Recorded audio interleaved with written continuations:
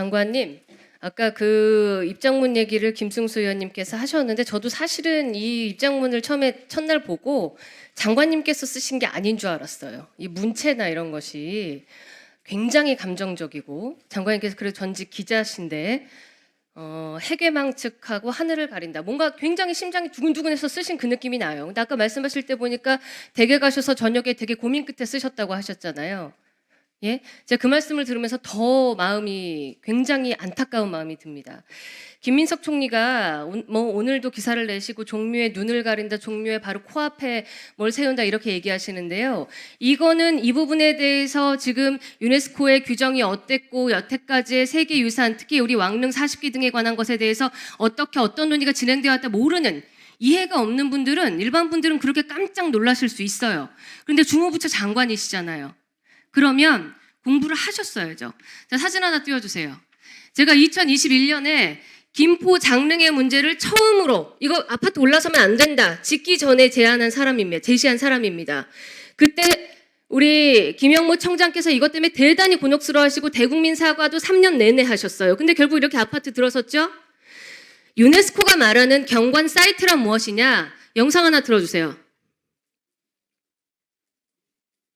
또 그 왕이 누워있다라는 왕의 시선에서의 아마 그 경관의 문화적인 의미도 포함되어 있는 걸로 의원이 알고 있습니다. 맞습니까? 네, 맞습니다. 예. 이거는 전 문화재청장이신 정재숙 청장과 제가 태릉 관련해서 그 개발 관련해서 했던 얘기입니다. 지금과 비슷한 얘기예요. 바로 앞에 PPT 띄워주세요. 장릉이 유네스코에 등재될 때 세속적 공간에서의 성스러운 공간으로의 위계적인 구조화 이런 문구가 들어갑니다. 이게 무슨 얘기냐? 제가 지금 영상에서 이야기했죠. 왕이 능이든 종묘의 신실이 있는 그 자리든 간에 우리 후손들은 여전히 그 자리에 왕이 앉거나 누워서 세상을 보고 다스리고 보살피고 있다라는 생각으로 그 위계와 세속적인 공간을 연결한다라는 이야기를 하는 겁니다. 그러니까 그 경관이라는 것은 일반 국민들이 가서 360도 쭉 둘러보면서 보는 그런 사이트가 아니라 왕이 앉아있거나 누워있는 그 시선, 정면의 시선을 얘기하는 거예요. 유네스코는. 이런 얘기 공부해 보셨어요? 자, 다음 보여주세요. 아니, 그 문체부에서 올린 사진 보여주실래요? 제가 문체부에서 여러 사진을 조감도로 만들어서 올린 거를 공유했는데 그 중에서 제일 건물을 조감도를 조그맣게 그린 걸 제가 일부러 골랐어요. 장관님의 입장을 고려해서. 그런데 이렇게 보면 마치 종묘 정전 맨 정면에서 남산을 가리고 있는 것처럼 저도 깜짝 놀랐습니다. 이 사진을 보고. 이게 어떻게 가능하지? 그런데 실제 자 다음 사진 보여주세요. 종묘 정전의 정면 뒤에서 보는 남산타워와 우리 세운상가가 보이는 사구역의 이 방향입니다. 정면에 남산을 가립니까? 아까 김포 장릉처럼 앞에 떡하니 사이트 가리고 있어요? 아니죠. 저희가 정비구역이라는 거를 역사문화환경 보존지역을 논의하는 이유는 서울 사대문도 그렇고요. 경주도 그렇고 우리 청장님 이 민원 많으시죠. 국토부 쪽에서는 지역에서는 개발을 해야겠다.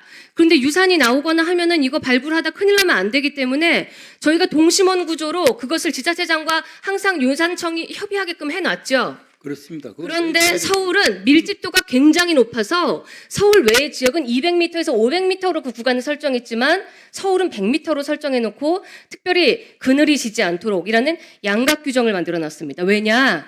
사대문 안에 특히 사람들이 굉장히 밀집해 사는 좁은 공간을 활용해야 되기 때문입니다.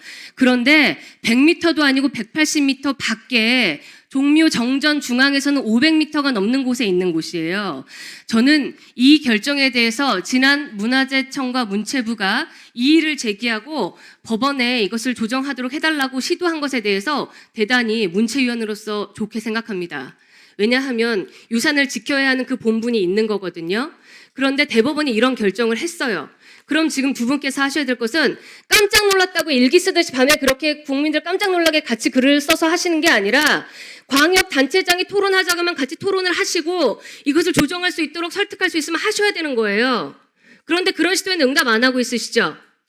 그런데 계속해서 김민석 총리는요.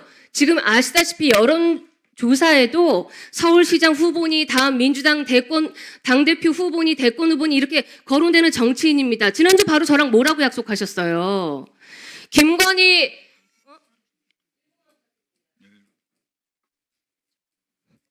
등 영부인이 어저에 앉아가지고 지금 종묘를 능멸했죠. 저희 여기 있는 위원들 중에 어느 하나 동의하지 않습니다.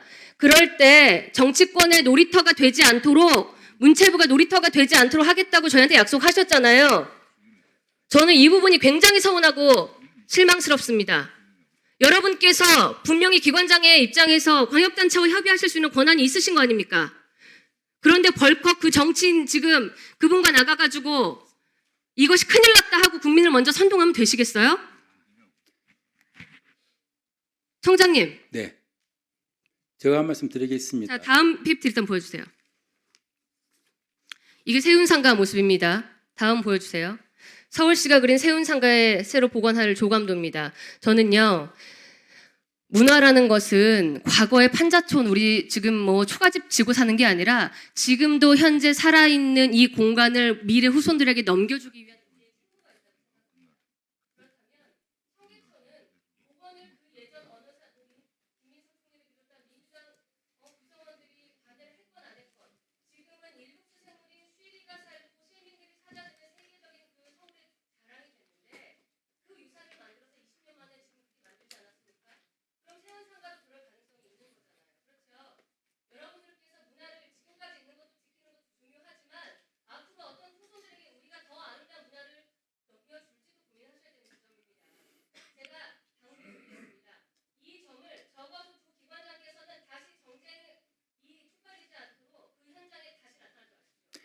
제가 한 말씀 올리겠습니다.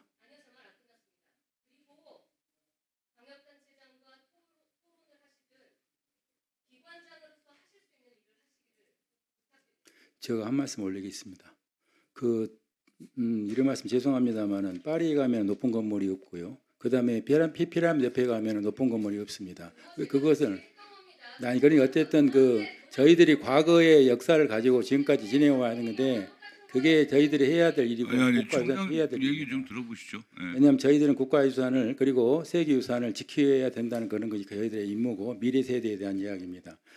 그래서 저희들은 지금 세계유산에서 세계 유네스코 이야기하는 세계 영향 평가를 반드시 받아 공고를 수차례 했습니다. 그것도 20년 동안 했습니다. 그럼 그걸 공고를 받으면서 했어야 되는데 왜 APEC 기간에 갑자기 했습니까? 또 그것도 있고요.